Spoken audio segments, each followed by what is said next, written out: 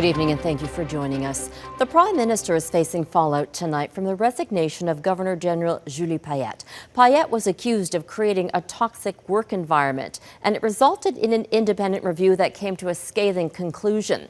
Justin Trudeau handpicked the former astronaut for the job in 2017. He's not expressing regret for his decision and insists there was a proper vetting process. But as David Akin explains, the Governor-General's resignation is once again raising questions about Canada's connections to the Crown.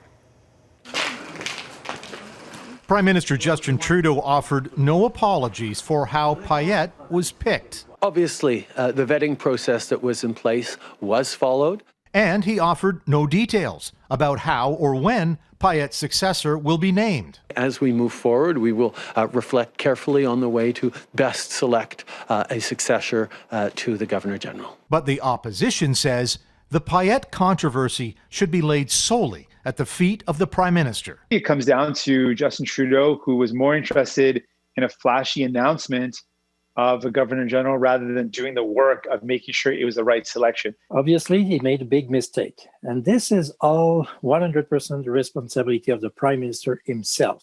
Now, if the Prime Minister seeks to dissolve Parliament and call an election, he'll have to ask Richard Wagner, the Chief Justice of the Supreme Court.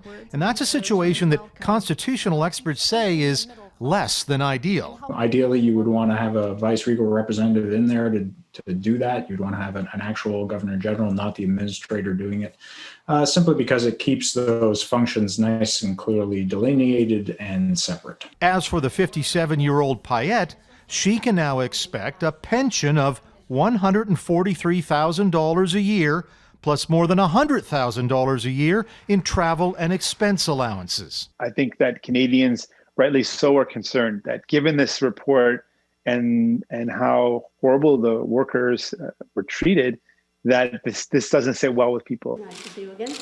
Even before this, polls have shown that 60% of Canadians do not believe the monarchy should have any formal role to play in Canada's system of government. And if there's no Crown connection, there's no Governor-General.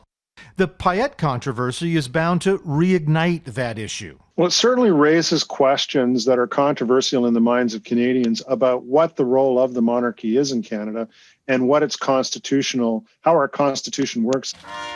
Trudeau can expect to be forced to defend the role of the Crown and his role in the Payette matter when Parliament returns from its winter break on Monday. David Akin, Global News, Ottawa.